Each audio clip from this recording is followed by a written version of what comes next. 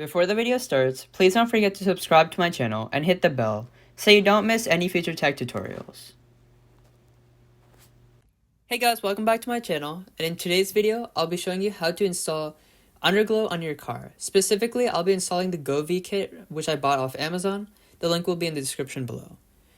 And this should be cross-compatible with most other Underglow kits. But word of caution before we start, in most states, you cannot be using Underglow while you're driving on the road because it's a distraction. So make sure to check your state laws before you use your Underglow on the road. So let's get started. First of all, you want to make sure that your LED strips are working in their entirety. So all 4 strips for all 4 sides. And to do this, I connected the LED wires directly to my battery. So red to positive, black to negative. So GOVEE does say that you can connect it directly. You don't need to use fuses or connect it to your fuse box. If that's the preferred way, you can do that. But I found this to be just much easier. So I just removed the sheathing, disconnected the terminals, and then slid this underneath the terminal, put it on, tightened the terminals, and it was pretty snug. It hasn't fallen out for 3 weeks.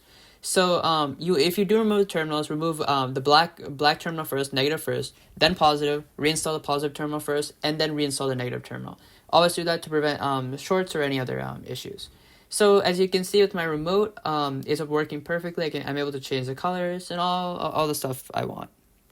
So another thing I did was to remove this trim piece that sits right along this wall, so I could more easily route the wires down this and along the fender flares.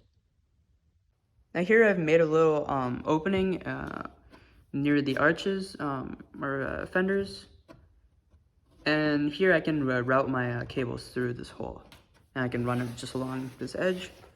And as you can see, I'm pulling down the strip through the fender lining, and it's easier to do this when the strip is turned on because then you can see inside the fender lining without too many flashlights and stuff. So just pull it through, and once you get enough for this side, then you can start putting it along the edges. All right, so now that I have all the strips routed out of the fender liner, I can now start putting it along the car. So you want to make sure that you have the longer side and then the shorter side. If you're going left driver's side and then rear, and then I'll save this side, which is short to long for the front, and then the other side, the passenger side of the car. So for the side strip, I'm gonna put this right behind this ridge right here, so people driving beside me can't exactly see the light, and so it'll be right behind here so they can see the light but not the strip itself. So one thing I found was that the strips would adhere perfectly to the plastic on the front or back of the car, but on the metal side skirts they wouldn't adhere at all. So what I did was I used some JB Weld super glue. I just took off the backing off the strips and put it right on top of the original tape. I held it onto the car for 30 or so seconds, and it was perfect. So you just want to make sure that whatever super glue you use is outdoor rated and is strong enough to hold it out there. So I've had it like this for 3 weeks, hasn't even slightly started to fall off. So it will be there, even though the tape isn't that good. So as you can see at the front of my car, right underneath this stripping, I have it all across this plastic all across the front of the car. And this is plastic, this is not metal.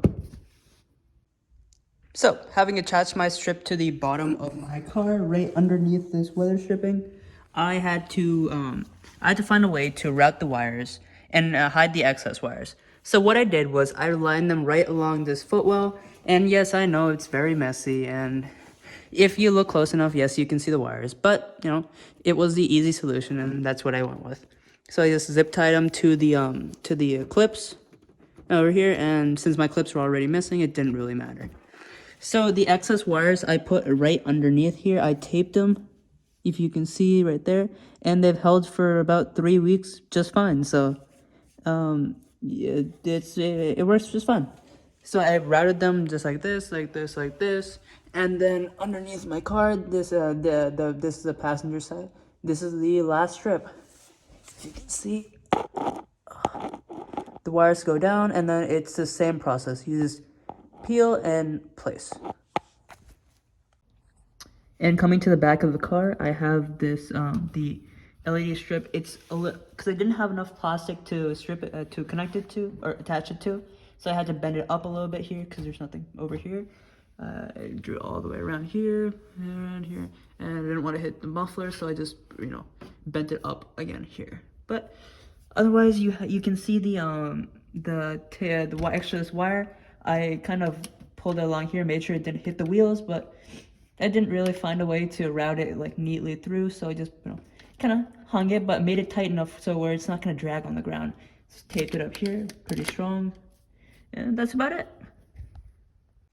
So again, a lot of people like to put this the receiver box for the lights inside the wheel arch, but I decided that it would be since I didn't have enough space to route it through this hole, I decided it'd just be easier to keep it up here, taped to the fuse box. I can remove it wherever I want, whenever I want, and as you can see here, the wires go through down here. I reinstalled the trim piece, but they go through here and they go down, come out right over here.